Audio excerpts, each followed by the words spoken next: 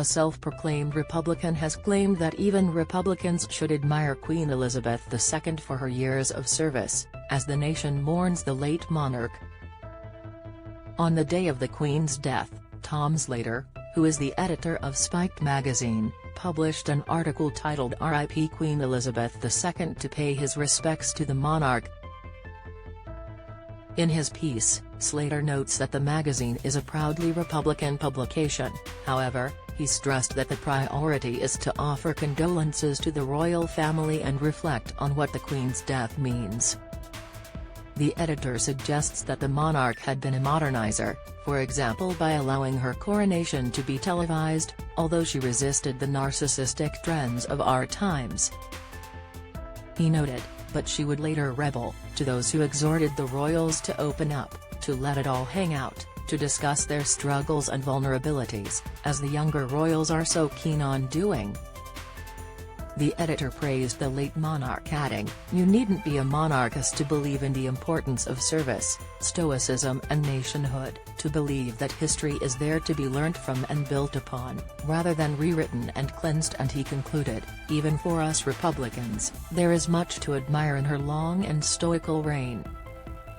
Meanwhile, as Charles III was proclaimed king in several ceremonies across the country, some people faced law enforcement after raising a voice against the monarchy. An anti-royal demonstrator protests outside Palace of Westminster, central London. Image, Getty. A protester was removed by officers after shouting at an accession proclamation for the king.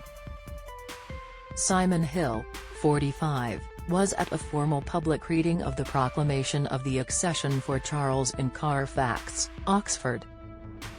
Mr. Hill later stated, "I'll continue to say that Charles is not the king, and that I don't recognize him. Whether I'll be involved in an organized protest, I don't know. I'm not actively organizing one, but that isn't to say I wouldn't join in if there was something happening. I will probably protest at the coronation when it happens. It will be non-violent and directed at the institution rather than personal insults at individuals." Read more, simple act of true love and devotion from the Queen's 4 children. Anti-monarchy protester. Image, Getty. The activist told PA that he waited until the section of the reading relating to the Queen had passed, as interrupting an act of mourning is not something I would ever do. He said, but then when it came to the proclamation of Charles as king, as a 21st century citizen I had a problem with this idea that we would just be told who our rightful lord was.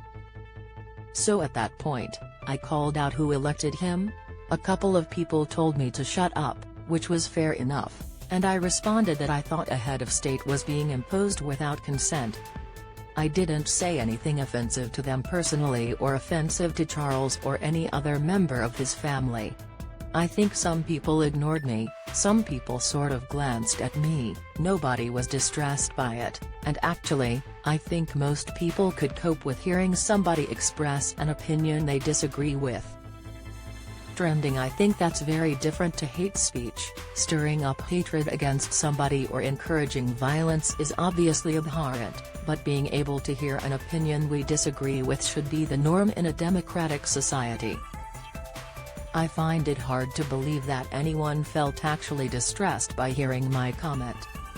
A woman was also arrested on Sunday in Edinburgh after holding an anti-monarchy sign ahead of the accession proclamation. The 22-year-old was charged in connection with a breach of the peace. In a statement, the anti-monarchist campaign group Republic called for a national debate on the future of the monarchy, saying the automatic accession and the King's proclamation are an affront to democracy.